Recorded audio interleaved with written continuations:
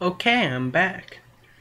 That was probably a long moment for me, or it was a decently long moment, and probably a very, well, it's going to be very short moment for you. So, yeah, because I'm going to cut out me like walking away from the computer and coming back. Basically, Twilight swallowed nervously, stepping slowly through the forest as she kept her head down, following the light of her blinking horn. Still blinking. Jeez. She said it was based off rarity spell, so wouldn't it just like glow and then like be like her spell in which it practically drags you there? In fact, when she first got her cutie mark, it dragged her straight to a boulder which had the gems.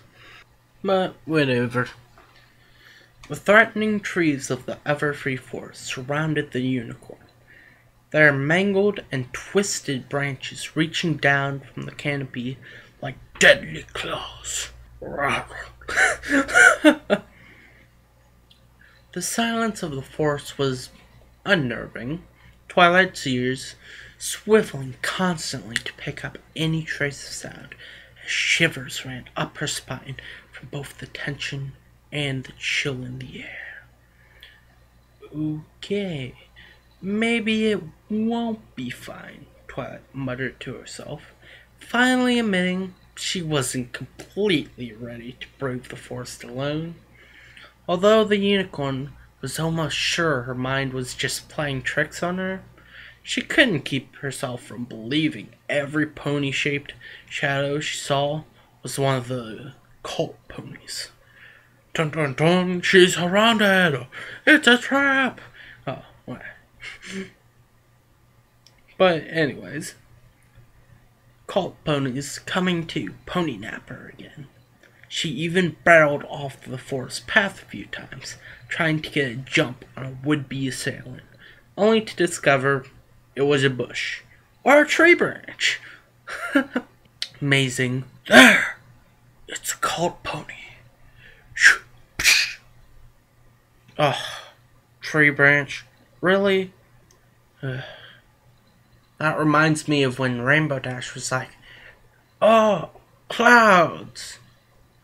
And then like beat up the clouds because they were shaped like a dragon in the one play that they were doing, believe Hearts Warming Eve. Anyways, back on topic. The situation was made worse as dark, gray, and threatening clouds rolled in over the forest. Everfree's first spring thunderstorm. Twilight could only imagine how horrible it would be to be caught in one of the forest's infamous wild storms. Ooh, that makes it sound like a tornado or something like that, but doubt it's that bad, but who knows? Who knows? With winds strong enough to pick a pony off her feet and throw her halfway across Equestria, and lightning that, Twilight shook her head, trying to clear away her panicked thoughts. She was getting closer to her saddlebag now. The rate at which her horn was flashing was a sure indication of that. Beep! She just needed to get those bags, and then she could just teleport back to the library. Oh, and if you're wondering, I forgot herself.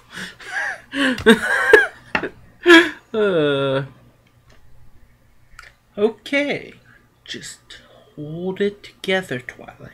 Just hold it together a little longer. You can do this, the unicorn whispered to herself in a half-hearted pep talk. Oh, and I added, you can do this. Just for the hell of it. Or, added, Ponyfire would say, the hey. A pep talk she tried to continue as she rounded a bend in the path, only for its words to die in her mouth. Ooh, I don't want too many things dying in my mouth. I'm just randomly imagined a mouse crawling into your mouth and dying. Good. But no, it's words that died. But I thought words couldn't die because they're attached to ideas, and ideas are bulletproof. Anyways, as she came to a stop, as she glanced about, her pupils constricted to small dots. As her breathing quickened, her locator spell had been back to where she had been the night before. Oh no, this is looking bad. The forest clearing where the spell had been cast, the same place where she had been held captive by the cult ponies. Dun dun dun! For a moment, Twilight had to fight the overpowering urge to teleport back to the library at that very moment and leave her saddlebags to their fate. Abandonment! You can't just abandon your saddlebags. That wouldn't be nice. Nor can you abandon what else is in the bushes. Foreshadowing, foreshadowing, foreshadowing. Although I probably told you what's in the bushes, maybe. That urge, however, subsided when Twilight noticed her horn was blinking faster near the very edge of the clearing. Of course, edge of the clearing, where the guards don't look. After trotting just outside the clearing and rummaging through a few bushes, Twilight found her saddlebags. Those are evidence, Missy. Gotta leave them at the scene of the crime. Nah. The guards will be like, whatever. We didn't even look out there, so... The cultists had probably tossed them aside once they finished carrying her to the clearing. Carrying the bag back with her magic, Twilight stepped back into the forest clearing. She opened the map. Wait. Oh, flaps. Not map, flaps. She opened the flaps. Oh, of her bag, of course. Breathing a sigh of relief as she checked inside. None of the rare books were missing. In fact, nothing was missing. Not even the most common texts she had been carrying. It was a discovery that brought a smile to Twilight's face as she levitated the bags over her head and settled them back to her bag.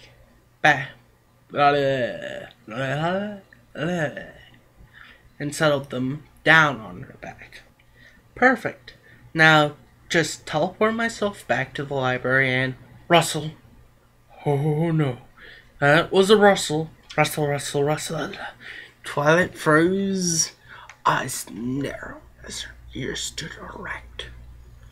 Rustle, rustle. She turned her head, focusing on the source of the noise. It was a single bush located on the edge of the clearing.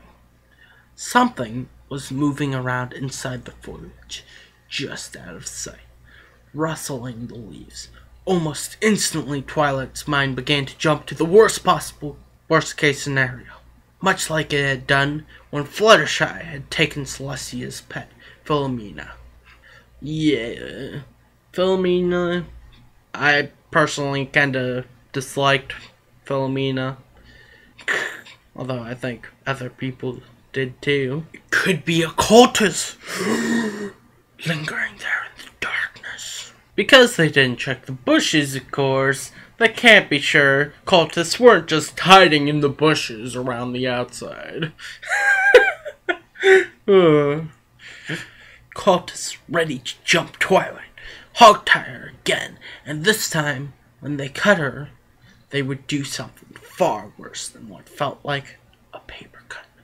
They might use a knife, or a dagger, or a sword, or... She was freaking out, just there, and yeah. Let's see, what's the worst ore I can think of? Or cloud sword. Or a tank. Or a rocket launcher.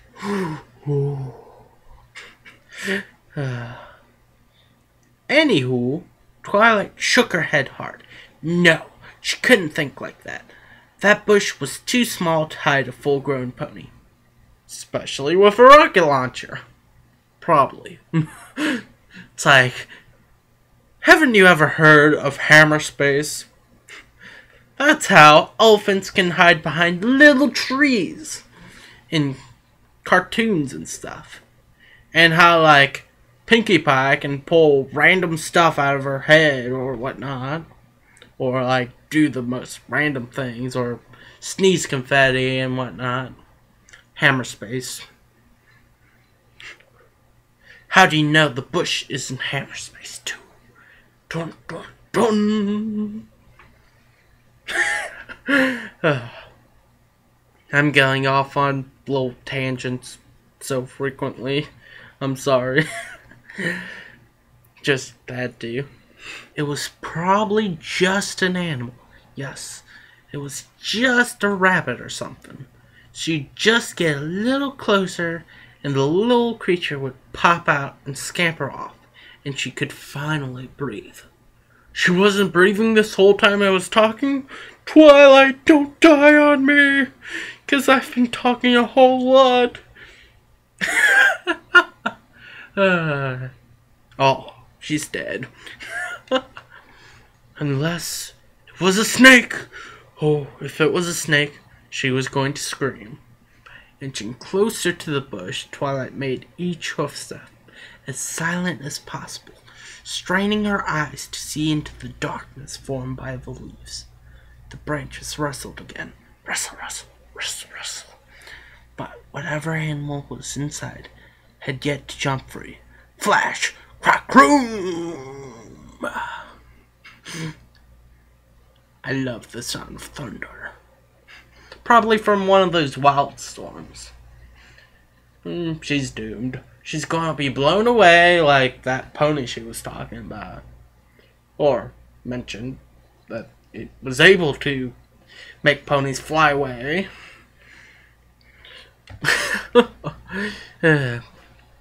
Twilight leapt a foot in the air. Ooh, she can fly! Before galloping to the exact opposite direction of the bush and diving behind a tree on the far side of the clearing.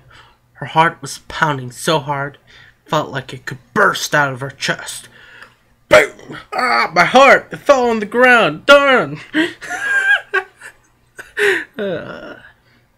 Twilight putting a hoof over it to ensure it remained inside her ribcage. Wow, this is serious stuff if you actually have to use a hoof to keep your heart inside your chest.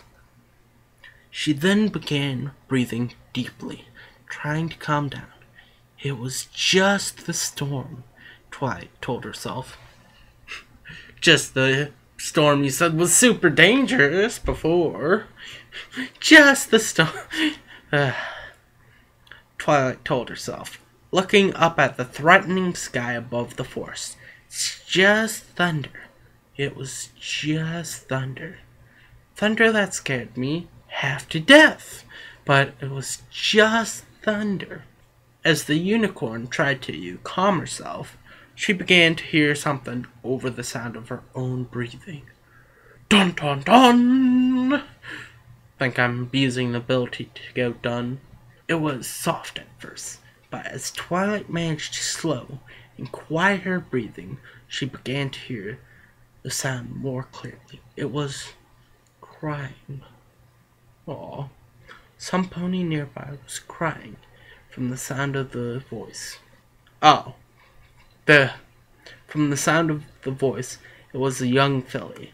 Thought it said she was crying because of the sound of the voice. But no, it was and from the sound of the voice. It was a young filly. Not she was crying from the sound of the voice.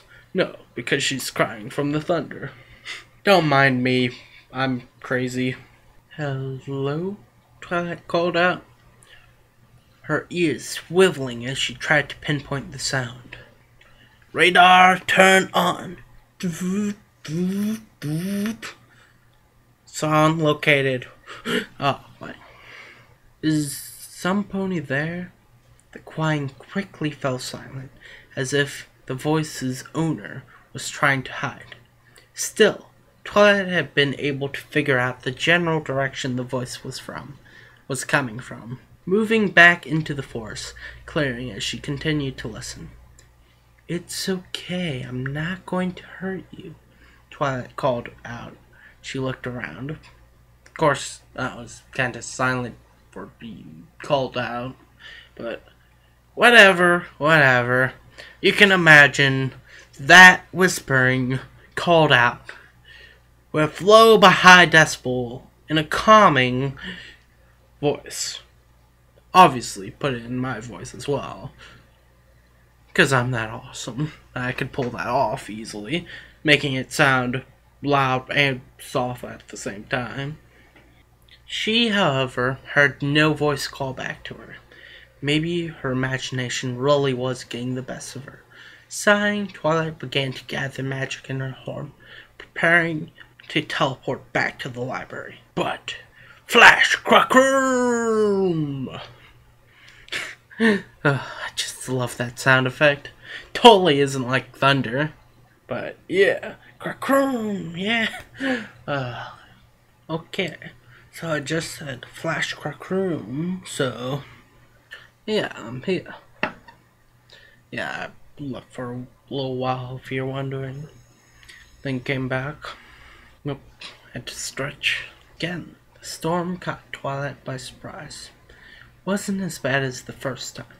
Twilight was able to keep herself standing in the center of the clearing, instead of galloping off to hide. She did, however, throw an annoyed glare up at the clouds for startling her twice. Scare me once, shame on me. Scare me twice. No. It's scare me once, shame on you. Scare me twice, shame on me. So the shame's on Twilight? But she's blaming the clouds for scaring her again. Still, the thunder had also brought with it another sound. The crying Twilight had heard earlier. And it was close. Deciding it would be better to not try and call out for the pony a second time, Twilight swiveled her ears forward and listened. Doot, doot, doot, doot, doot, doot, doot, doot. Sound located. The crying was now accompanied by some rustling. Rustle, rustle, rustle, rustle, rustle, rustle. And it took Twilight only a few moments to pinpoint its source. Sound located. It was the bush from earlier. The one Twilight had feared hid some horrible danger. Dun dun dun! Inappropriate placing of duns. More concerned about the other pony than the possibility of being tagged, Twilight crept over to the bush as quietly as possible. As she drew close, the unicorn reached out with her magic and began to carefully grasp at the branches. If whatever inside the bush decided to run away, Twilight wanted to at least get a good look at it before it escaped.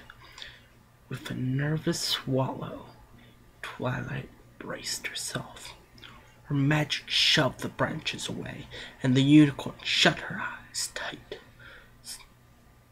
Wait, what? If she wants to get a good look, why would she shut her eyes tight as she's opening up the bush? Derp, derp, derp.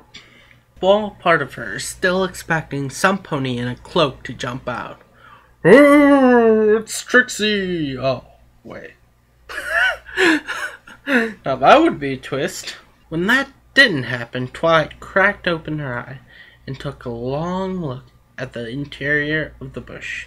Ooh, this is a fancy bush. It has an amazing interior. I want to know the architect of this bush. I'm crazy. Don't worry about me. I'm crazy. I know it. What Twilight found, however, was nothing she could have expected. Philly, as young as or even a little younger than Appleblue, was tangled up in the thorny branches. Philly had nicks and scratches all over, caused by the thorns as she struggled to free herself. Looked like she had been there for a few hours, if not longer. If it were any normal Philly, Twilight would have reached out to help immediately, but the unicorn found herself frozen, mind locking up as she tried to process the filly's appearance. Dun dun dun! Probably preemptive there. Her coat was regal black. She possessed a rich purple mane with a luster comparable to rarities, despite the fact that its long strands were tangled in the bush's thorny branches. And finally, Philly had not only a pair of Pegasus wings, but a unicorn horn, making her an alicorn. Yeah, that would have been a better time for the Duns. But they were preemptive, so whatever. Twilight then looked to the filly's turquoise eyes. Yeah, this author really likes the word turquoise, I swear. Had to say it so many times, and at first I was like, saying it completely wrong, but yeah. Which were, well, of course, it is supposed to be the symbol of Nightmare Moon. Yes, which were locked on the young adult unicorn. Those eyes were filled with fear. Philly looked upon Twilight as if she was one of the nasty monsters of the Everfree Forest. Well, as if the unicorn would strike out at any moment and devour her. Now that would be interesting. Yeah. If anybody who's listening to this wants to, like, draw an image of that or something, that would be awesome, because I'm just imagining, like, Twilight unhinging her jaw and, like, gnawing on the little filly. I'm just imagining how epic that would be. Those fear-filled eyes, however, were not shaped like a normal pony's. The turquoise orbs, which should have had round pupils, instead resembled a dragon's eyes. Ooh. With dagger-shaped pupils. The whites of her eyes were also off. Instead of being white, they were a lighter color that closely resembled the color of the irises. Wait, they said lighter color, but they were said instead of being white. So, does that mean it's a lighter color than white? Or I'm kind of assuming it's a lighter color than her iris. Interesting. It's lighter than white. This bleach will make your eyes lighter than white. Oh, and don't put bleach in your eyes. It's a bad idea. And don't sue me for that idea. Because, yeah. Above all, they were eyes Twilight had seen before. They were the eyes of Nightmare Moon. Ooh. Kinda knew that was coming, but whatever. They talked long enough about the turquoise eyes of Nightmare Moon and stuff. Twilight felt her breathing quicken again as her memory slipped back to the night before. The cult said they were the servants of Nightmare Moon, and they were obviously trying to cast some kind of spell. She might not have gotten a great look at the clearing the night before, but she did see the arcane lines, bowls with powders, and the spell they were attempting. It wasn't some simple bit of magic. To need that much setup, the spell had to be powerful, possibly the most powerful spell Twilight had ever seen. On top of that, they said that they were servants of Nightmare Moon. Didn't she say that already? That was her first point, I think, about the cultists. Yet, there was more to it than that. Oh, Wait, did the... I think I might have reread part, but if I did, I apologize. If I didn't, whatever. Just seems too similar. When they started to cast the spell, Twilight could feel it in her horn. The air became saturated with arcane energy, and as the spell began to progress, the magic began to change, to feel familiar. It was the kind of magic she hadn't felt since Twilight's pupils narrowed into fine points from the horror of the idea she had formulated. What if the spell cast was supposed to bring back Nightmare Moon? Ooh, scary thought there. And what if it worked? Ooh. Took her long enough to come up with that idea. It was insane. Something that shouldn't be possible. Yet, how else could she have felt such a strong aura of magic in the air? Why else would a filly she had never seen before, an alicorn with such a strong resemblance to the infamous Mare in the Moon, be in the same clearing? Ooh. Random chance. I'm chalking that up to coincidence. She just happens to be in the clearing. Has no connection to this cultist whatsoever. Was that their goal? To resurrect Nightmare Moon? Did it work? Had the cult succeeded in bringing back Nightmare Moon? Was this Nightmare Moon? It had to be. There wasn't any other explanation for the intensity of the spell, nor the appearance of the filly. That crazy cult had actually brought back Nightmare Moon, and she had to warn some pony, tell some pony. She had to write to Princess Celestia immediately. Or better yet, she had to confront this thing before it could get away and hurt some pony. Wow. I have a way too active imagination. I was just imagining, like, Twilight pulling out a baseball bat and starting to pound the filly in. Disturbing images there, but yes, not the most disturbing I've had. Even if she was the size of a filly, Nightmare Moon could be... Wait. Oh, yeah. Thing before it could get away and hurt some pony. Even if she was the size of a filly, Nightmare Moon was a master of deception. As far as Twilight knew, this was all just a trick. It's a trap! The alicorn could have simply been attempting to lure some pony into a trap. As I said, it's not a trap. Wait, I didn't say that. I said it was. But I don't think it is. Okay, back to where I was.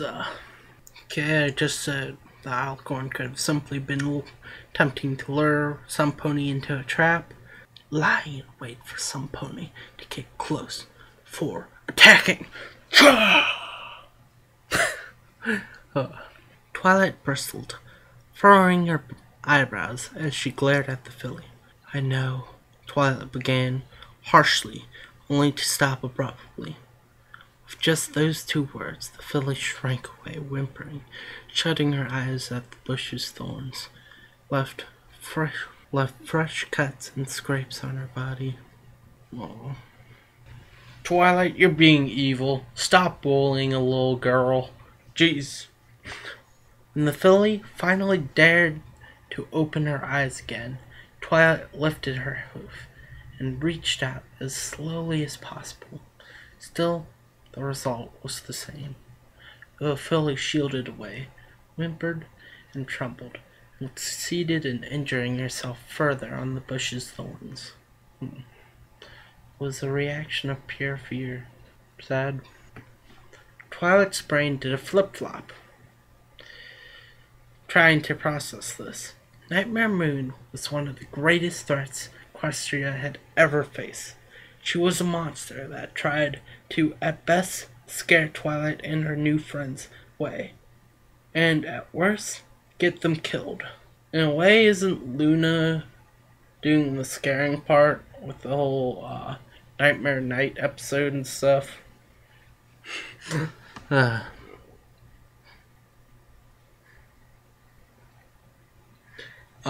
anyways, she was supposed to be the worst part of Luna's psyche, brought to life.